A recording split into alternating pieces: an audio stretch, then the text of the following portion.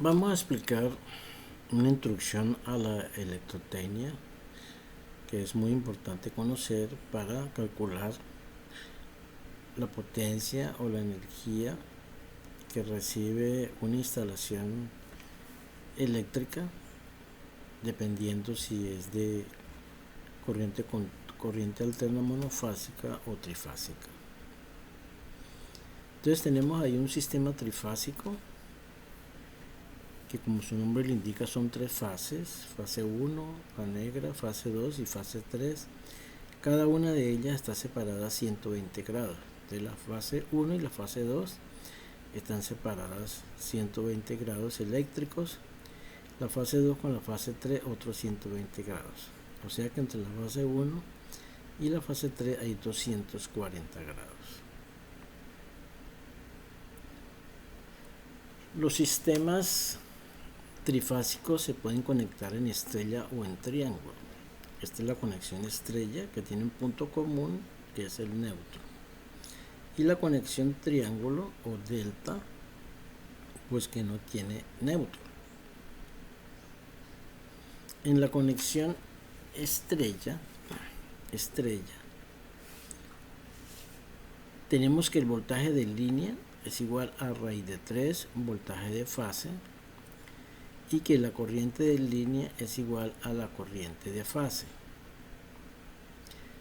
El voltaje de línea es el voltaje que hay entre fase y fase. Por ejemplo, aquí el voltaje de línea está entre la línea 2 o fase 2 y la fase 1. Esta es voltaje de línea. Y voltaje de fase se refiere al voltaje que cae en el bobinado. Entonces fíjese que entre este punto L2 y L1 tenemos dos bobinados. Pero no quiere decir que B sub L sea igual a 2 veces B sub C, porque una línea y la otra línea están separadas 120 grados. Entonces no es doble, sino es igual a la raíz de 3. Entonces BL, no olvidemos que es igual a la raíz de 3 multiplicado por BF, que es el voltaje de fase. En cambio, la corriente de línea que va por la línea, como su nombre se indica, la corriente que viene por acá, llega al bobinado. Entonces observen que esa corriente de línea es la misma corriente de fase. Por eso IL es igual a IF. En la conexión triángulo, aquí tenemos la corriente de fase, que es la que va por la fase o por el bobinado. Esta es la corriente de línea. Entonces la corriente de línea se divide para una fase y para la otra, pero no es igual a 2 veces la corriente de fase por su separación, que es 120 grados, sino que la corriente de línea es la raíz de 3 por corriente de fase. En cambio, el voltaje de línea que está entre L1 y L2, si se observa bien, es el mismo voltaje que está en el bobinado, o sea, el voltaje de fase. Por eso, en conexión triángulo o conexión delta, el voltaje de línea es igual al voltaje de fase.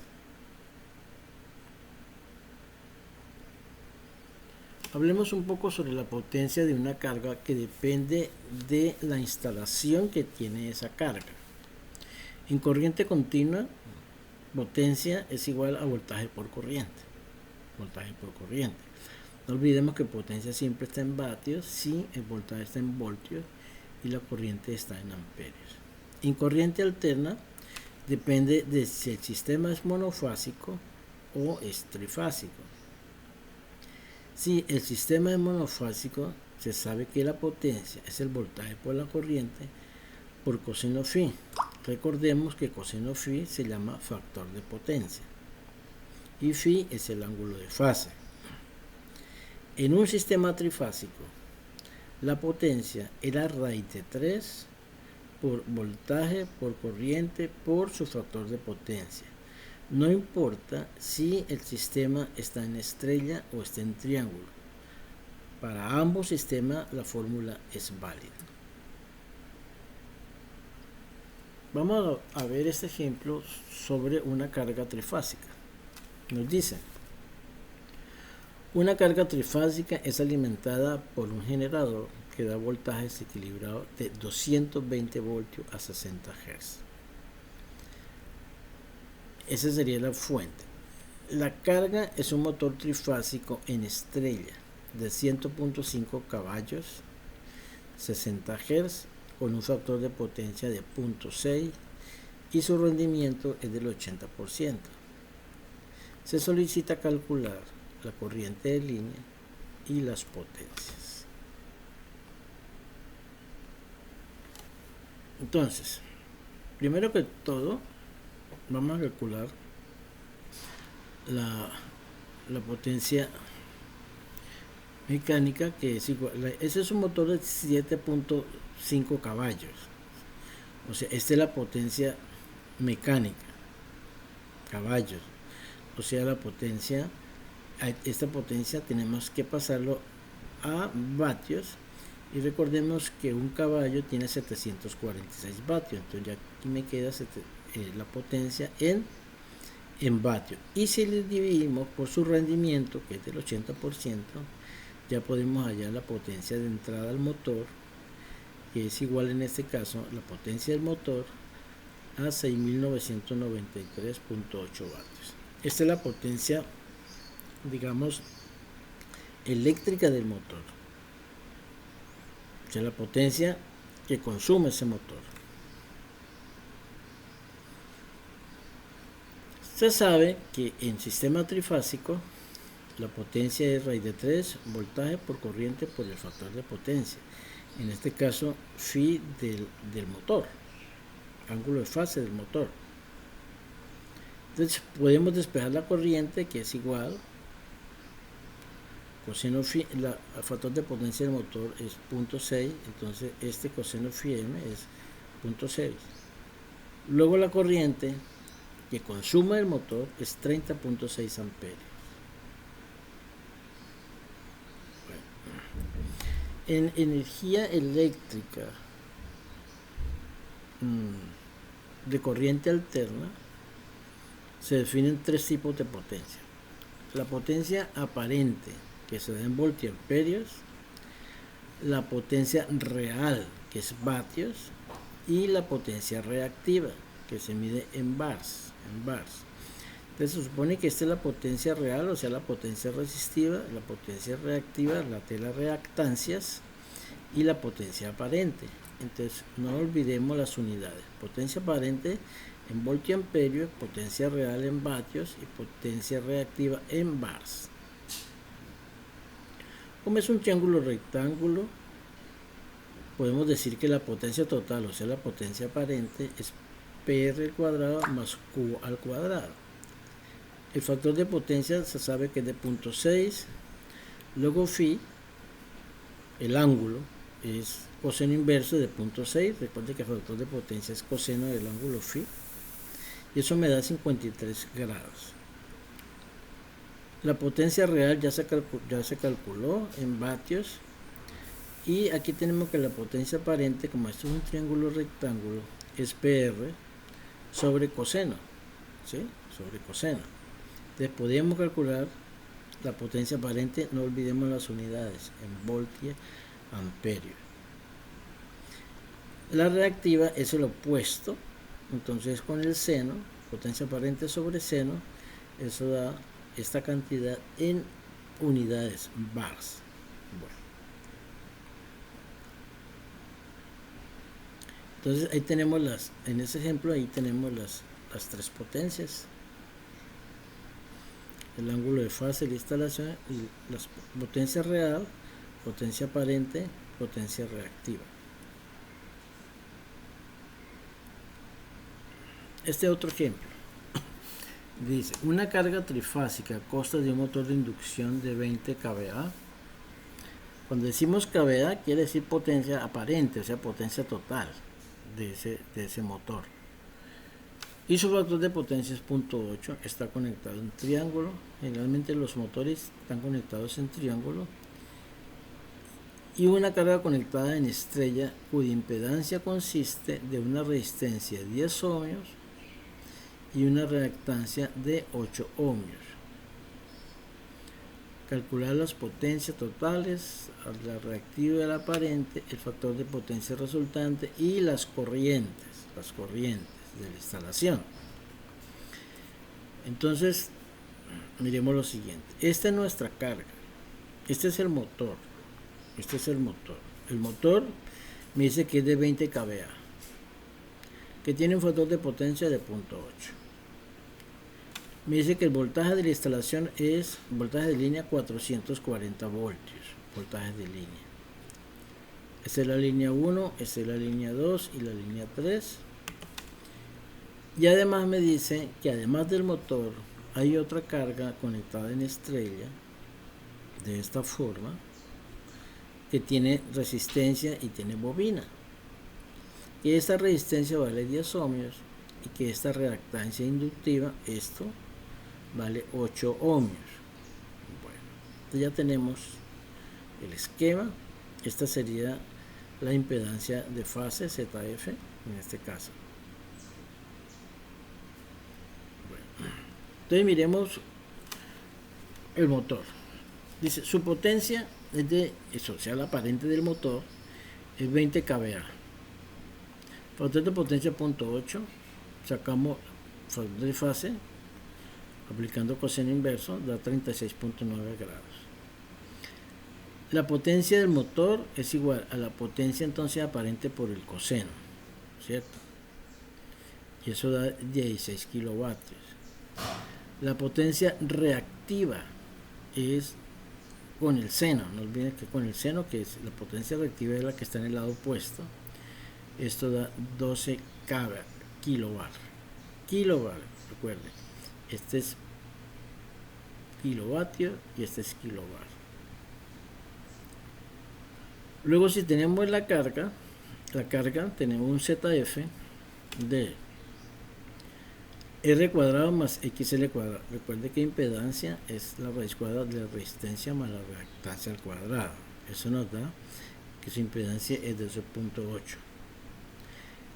Que en estrella el voltaje de línea, acuérdense que es igual a raíz de 3 voltajes de fase. O sea, voltaje de fase igual al de línea sobre raíz de 3, eso nos da 254. Y la corriente de fase, pues es el voltaje de fase sobre la impedancia de fase, nos da 19.8 amperios. Listo. O sea, esto es lo que significamos, ¿no? La resistencia, la reactancia y la impedancia de fase, ¿no? El coseno de la línea es, coseno siempre es R sobre ZF, coseno es adyacente sobre hipotenusa, o sea, este es el factor de potencia, me da 0.78. O sea que el factor de potencia, o el ángulo de fase de ese sistema es 38.74 grados. Bueno. Entonces, ¿qué tenemos? Que la potencia aparente de la línea es raíz de 3 BL por raíz de 3. Entonces, sabemos que la potencia siempre es raíz de 3 voltaje por corriente. Todos estos datos los tenemos y eso me da 15.1 kilovoltio amperio. La potencia aparente. La potencia en la carga, entonces es PL, o sea, en vatios o kilovatios, es multiplicado por el coseno. Recuerde que es el adyacente, eso da, como fui 38.74, eso da 11.77 kilovatios. Y la potencia reactiva en la carga es con el seno, Q es el opuesto, da 9.44 kilovatios. Bueno. O sea que tenemos las siguientes potencias totales en vatios. Potencia del motor, la potencia en la carga, eso sumada da 27.77 kilovatios. La potencia reactiva hacia Q, que es la del motor más la de la carga, eso da estos kilovatios. Y la potencia total en voltiamperios es la raíz cuadrada de esto al cuadrado más Q al cuadrado. Del factor de potencia, tenemos la potencia aparente total, potencia reactiva y potencia real. O sea, en voltiamperios, en bars y en vatios. El coseno phi, que es el factor de potencia, es P, que nos dio cuánto, 27.77 sobre la potencia aparente, o sea, kilovatios sobre voltiamperio, eso da 0.79. O sea que el factor de potencia es 0.79. La corriente total es, sabemos que la potencia es igual a raíz de 3 voltaje por corriente por el coseno del ángulo, coseno del ángulo, y eso de raíz de 3, BL es 440 y podemos despejar de aquí podemos despejar la corriente. Esa corriente me da entonces 46 amperios aproximadamente, la corriente de la carga, o en este caso corriente total, corriente de línea. Eso sería entonces la solución a ese problema, donde tenemos dos cargas, una en triángulo, que es un motor, y la otra es en estrella. Una en estrella y otra en triángulo. Tenemos dos tipos de carga. Entonces ahí se resumen los cálculos para la potencia del motor, para la potencia de la carga, así sea la real, la reactiva y la potencia total.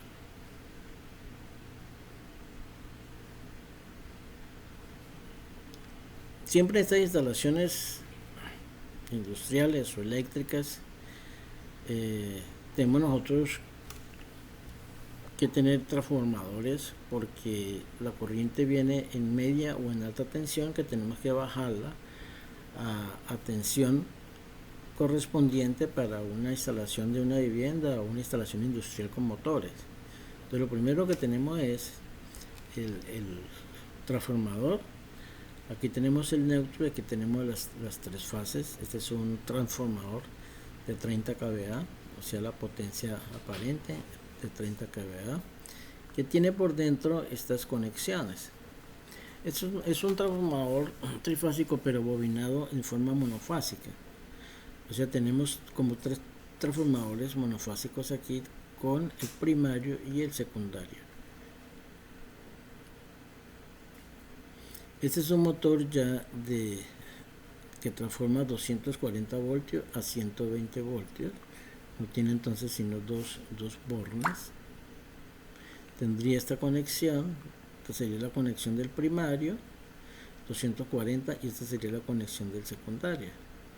Esto es como para una instalación que se llama bifásica, que no tiene sino dos fases. Entonces, el bobinado primario es el que está acá, que está conectado a los 240 voltios, pero nosotros queremos que en esta instalación también tenga 110, en este caso 120 voltios. Entonces, en un bobinado tenemos 120 voltios y en este tenemos 120 voltios. Pero entre X1 y X3 hay 240 voltios. Entonces tenemos en una instalación los dos voltajes, 120 voltios y 240 voltios. Hablemos del generador eléctrico. Este es un generador de corriente continua. Este es un generador de corriente alterna. Un generador de corriente alterna, lo importante es la frecuencia que está generando, y esa frecuencia depende del número de polos que tiene ese generador o alternador, y se define mediante esta ecuación la frecuencia. La frecuencia es RPM, o sea, revoluciones por minuto, por el número de polos sobre 120. Entonces, si tenemos dos polos y está girando a 3600 revoluciones por minuto, la frecuencia, aplicando la ecuación, me da que es de 60 Hz. Estas son las partes de un generador eléctrico o un alternador. En este caso es DC. o sea, es de corriente continua. Siempre los generadores tienen el estator y tienen el rotor, que es el que gira. El que gira, y el estator es lo que está quieto. En el estator tienen los bobinados donde están los polos. Entonces los polos del estator generan un campo magnético, que si se mueve el rotor produce pues corriente eléctrica. En este caso, por tener este tipo de colector para recoger la corriente, se llama generador de corriente eléctrica DC.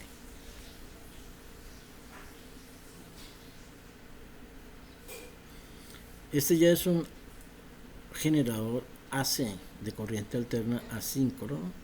Tiene otra vez su estator, tiene su rotor, tiene el ventilador porque tiene que ventilar el calor, disipar el calor que se genera en la rotación, sobre todo aquí en los bujes.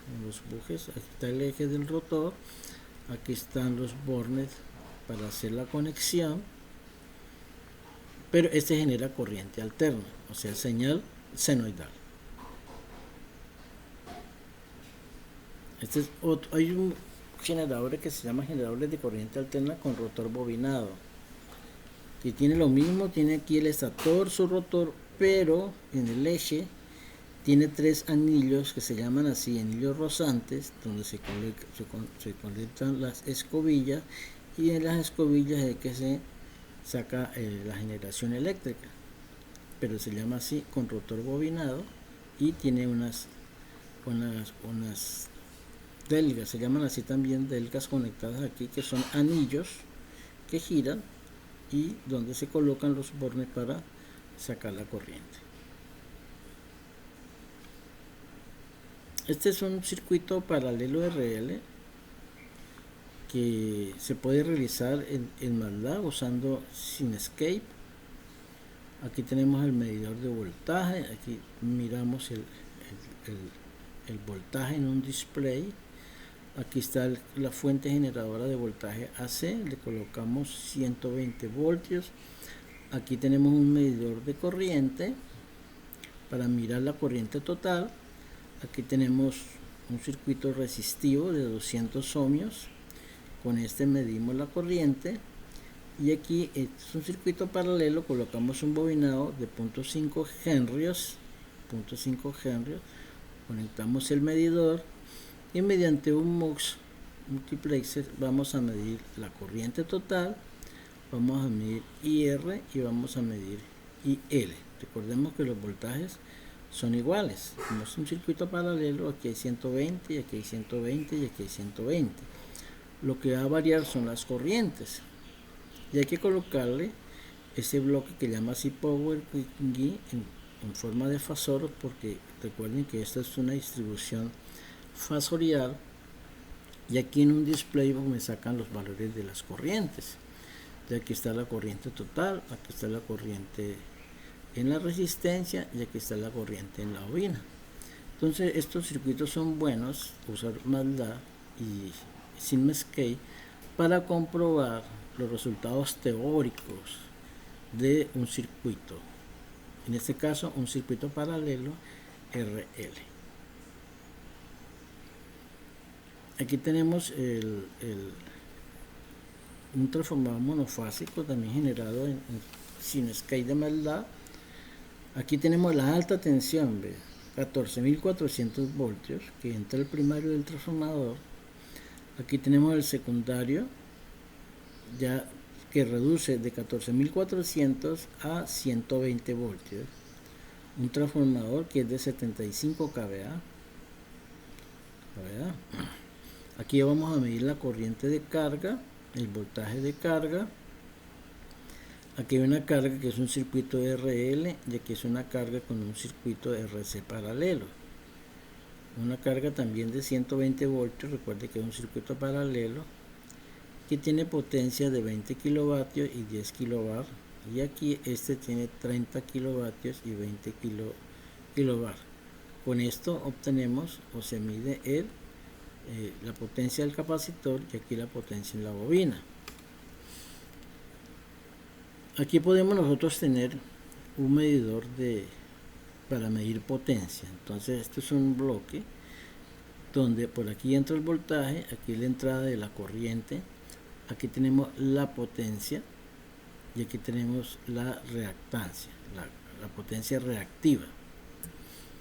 En este otro bloque podemos ver que tenemos igual P y Q de entrada, pero aquí vamos a medir el factor de potencia, o sea el coseno phi, y aquí medimos la fase.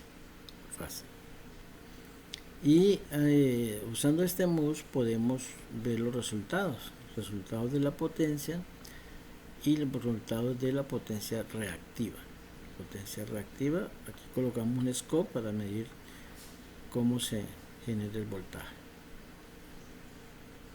Este es otro transformador, pero se llama transformador de distribución. Los transformadores de distribución son aquellos que, como el que vimos anteriormente, por ejemplo, aquí tiene un primario y dos secundarios a la salida. También tenemos a la entrada 14.400 voltios, a la salida tenemos 120, y aquí dice 120 y 120 voltios. O sea, aquí tenemos 120 y 120 voltios, entra 14.400. Aquí vamos a medir la corriente de entrada y el voltaje, y vamos a medir la potencia y la potencia reactiva. Y aquí están las cargas, una carga inductiva, aquí tenemos otra carga inductiva. Aquí importante medir la corriente en el neutro. La corriente en el neutro, si las cargas están distribuidas muy bien en cada uno de los secundarios, la corriente en neutro debe de medir cero. Un neutro no debe tener corriente. Bueno, eso es lo que quería comentarles sobre la electropenia.